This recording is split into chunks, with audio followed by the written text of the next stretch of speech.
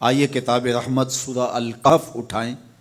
اللہ تعالیٰ نے ایک واقعہ بیان کیا ہے حضرت موسیٰ اور حضرت خضر علیہ السلام کا، کہ حضرت موسیٰ علیہ السلام عزم مصمم کر کے جب چلے تو اللہ فرماتا ہے کہ ہم نے حضرت موسیٰ علیہ السلام کو جس بندے کی نشانی بتائی تھی وہ بندہ ان کو وہاں مل گیا۔ سفید چادر اوڑے حضرت خضر علیہ السلام وہاں لیٹے ہوئے تھے، تو یہ جا کے ان کے پاس کھڑے ہو گئے کہ حضرت میں آپ کی خدمت میں اس لیے آیا ہوں کہ اللہ نے آپ کو جو خصوصی علم عطا کیے ہیں میں ان کو سیکھنے کی غرض سے آپ کی چوکھٹ پہ آیا ہوں۔ کہا تم میرے ساتھ صبر نہیں کر پاؤ گے، معاملے مشکل ہیں، سفر دشوار ہے، منزل کٹھن ہے، اور میرے معاملات ایسے ہیں کہ تم اعتراض کرو گے اس کے بغیر تم رہ نہیں سکتے۔ حضرت موسیٰ علیہ السلام نے کہا اگر اللہ نے چاہا تو آپ دیکھیں گے میں صبر کروں گا اور آپ کے کسی حکم کی کسی کام کی میں نافرمانی نہیں کروں گا، کسی کام کا انکار نہیں کروں گا۔ کہا کہ اچھا شرط یہ ہے کہ جو میں کروں اس پر تم اعتراض نہیں کرو گے، سوال نہیں کرو گے، یہاں تک کہ میں خود ہی نہ بتاؤں۔ تو کہا کہ یہ شرط ٹھہری، میں کوئی بات نہیں کروں گا۔ فانطلقا، دونوں چل پڑے، دریا کے پار جانا تھا۔ جو کشتی کا مالک تھا، کشتی بان تھا، وہ حضرت خضر علیہ السلام کو جانتا تھا تو اس نے کرایہ بھی نہیں لیا، لیکن جب کشتی پر سوار ہوئے تو عصا مار کے حضرت خضر علیہ السلام نے کشتی کا ایک پھٹا توڑ دیا۔ تو بے ساختہ حضرت موسیٰ علیہ السلام نے کہا آپ نے پھٹا توڑ دیا، یہ سارے ڈوب جائیں؟ کہا میں نے کہا تھا نا تم میرے کاموں پہ صبر نہیں کر پاؤ گے۔ تو حضرت موسیٰ کو یاد آیا، کہا میں بھول گیا تھا، اس پر مواخذہ نہ کیجیے۔ پھر دونوں چل پڑے، بچے کھیل رہے تھے، ایک خوبصورت لڑکا وہ بھی بچوں میں کھیل رہا تھا۔ حضرت خضر آگے بڑھے اور اس کی گردن مروڑ دی، اس کو قتل کر دیا۔ صاحب شریعت تھے حضرت موسیٰ علیہ السلام، نہ رہ سکے، پھر بول پڑے ایک جان کو بغیر کسی جان کے بدلے میں قتل کر دیا، اس نے گوایا کیا تھا ہمارا؟ آپ نے بہت ہی جو ہے وہ غلط کام کیا، یہ کام اچھا نہیں کیا آپ نے۔ کہا میں نے کہا نہیں تھا کہ تم میرے ساتھ صبر نہیں کر پاؤ گے۔ کہا ایک موقع اور دے دیجئے، اب اگر میں نے کوئی اعتراض اٹھایا تو پھر دوبارہ مجھے آپ اپنی صحبت میں نہ رکھیے، عذر تمام ہو جائے گا۔ پھر دونوں چل پڑے، یہاں تک کہ ایک بستی میں دونوں آئے تو آپ نے بستی والوں سے کہا کہ ہم مہمان ہیں، آپ ہماری مہمان نوازی کیجیے، کھانا کھلائیے۔ تو انہوں نے انکار کر دیا، کہا کہ ہم تو آپ کو بلایا نہیں ہے، آپ خود آئے ہیں، آپ اپنے کھانے کا خود انتظام کیجیے۔ گزر رہے تھے گلی سے تو ایک دیوار گرنا چاہ رہی تھی، تو جلدی سے اس دیوار کو مرمت کر دیا۔ کہا حضرت ہم اگر چاہتے تو اس پہ اجر لے سکتے تھے، انہوں نے ہمیں کھانا تک نہیں دیا اور ہم ان کی دیواریں سیدھی کر رہے ہیں۔ کہا اب تمہاری میری جدائی ہو گئی، تم نے یہ بھی اعتراض کر دیا۔ تو انہیں یاد آیا کہ وہ یہ بھی اعتراض ہو گیا، اب میں تمہیں بتاتا ہوں کہ یہ 3 کام میں نے کیوں کیے۔ اللہ اکبر۔ اب سنیے، قرآن ہمیں بتاتا ہے کہ ظاہری علم بھی ہوتا ہے لیکن کوئی باطنی علم بھی ہوتا ہے۔ کہا وہ پہلی بات کشتی والی سنو، یہ 2 مسکین بچوں کی کشتی تھی، ان کے گھر کا چولہا اس کی کمائی سے جلتا تھا۔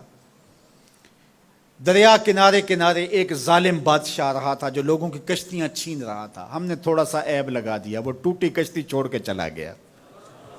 اب وہ تھوڑے سے پیسے لگا کے کشتی مرمت کرا لیں گے، گھر کا چولہا جلتا رہے گا، بتاؤ اچھا کیا یا برا کیا؟ کہا رہی بات اس بچے کی جس کو ہم نے قتل کیا، اس کے ماں باپ مومن تھے، نیک تھے، صالح تھے، بچے نے بڑا ہو کے بہت برا ہونا تھا، ہم نے اس کو قتل کر دیا، اللہ اس کے بدلے ان کو بہتر اولاد دے گا۔ علماء تفسیر نے لکھا ہے اس بچے کے بدلے میں اللہ نے ان والدین کو ایک بیٹی عطا کی جس کی نسل سے 70 نبی پیدا ہوئے۔ دیوار کی کہانی بھی سن لیجئے، یہ شہر کے 2 یتیم بچوں کی دیوار تھی اور اس کے نیچے ان کا خزانہ تھا اور ان کا باپ بڑا نیک تھا۔ خزانہ دیوار کے نیچے ہے، دیوار گرنا چاہ رہی ہے، کسی معمولی دھکے سے گر جاتی۔ 2 ہی صورتیں تھیں، یا وہ بچے خود اپنا خزانہ اٹھا لیتے یا لوگ اٹھا کے لے جاتے۔ لوگ اٹھا کے لے جاتے پھر بھی ہاتھ میں کچھ نہ آیا، اور اگر وہ خود اٹھا لیتے تو بچے ہیں، بچپنے کی وجہ سے وہ اس کو اڑا دیتے۔ تو ہم نے اس کے اوپر دیوار کھڑی کر دی، جب تک وہ اس قابل نہیں ہو جاتے کہ یہ خزانہ نکال کے اس کو صحیح مصرف پہ لگا سکیں، اتنی دیر تک دیوار گرے گی نہیں۔ اللہ اکبر۔ وہ کسی وجہ سے دیوار قائم رہے گی، اور جب وہ اس عمر کو پہنچ جائیں گے جس عمر میں وہ اس خزانے کو سنبھال سکیں گے تو پھر دیوار خود بخود گر جائے گی اور یہ خزانہ نکال کر کے اپنے کام پہ لے آئیں گے۔